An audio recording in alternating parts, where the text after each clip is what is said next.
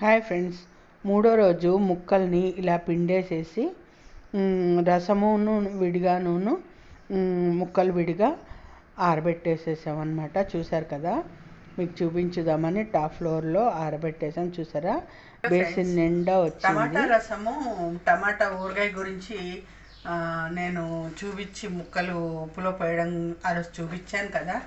దాదాపు 10 రోజులు అయిపోయిందండి.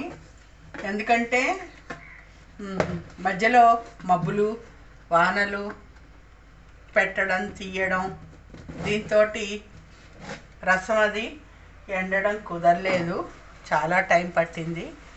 సో చూసారు కదా,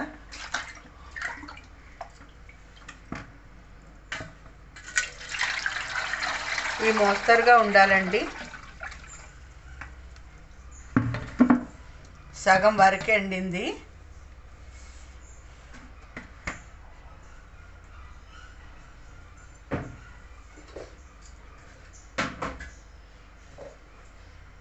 అలాగే ముక్కలు కూడా చూడండి ఎంత డ్రైగా ఉన్నాయో, చూపిస్తాను మీకు.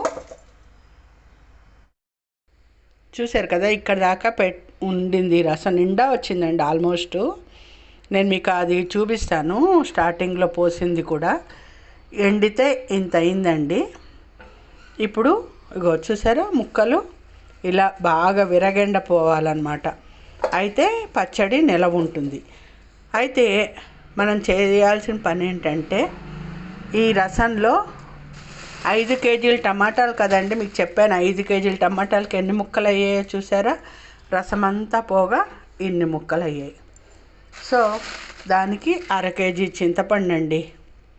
1/2 కేజీ చింతపండు ఖచ్చితంగా పట్టేస్తుంది. ఈ రసంలో నానబెట్టేసుకోవాలి. అలాగే ఈ ముక్కల్ని ఇదివరకు నేనైతే మొత్తం పేస్ట్ చేసేసేదాన్నండి.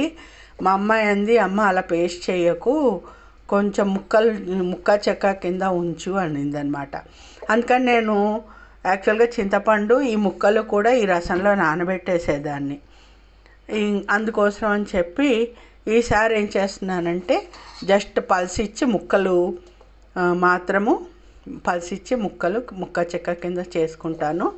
చింతపండు మాత్రం రసంలో నానబెట్టుకుంటాను. అది అర్థమైందా ఫ్రెండ్స్? అది చేసిన తర్వాత చూపిస్తాను. మా అమ్మగారి కొలత ఖచ్చితంగా 5 కిలోలకి 1/2 కేజీ చింతపండు అండి. చూసారా, ఇగో నానబెట్టేశాను, నానిపోయింది. రుబ్బేసుకోవాలి. కొన్ని ముక్కలు నీళ్ళు నానబెట్టాను, కొన్ని ముక్క చెక్క కింద మిక్సీ పడతాను.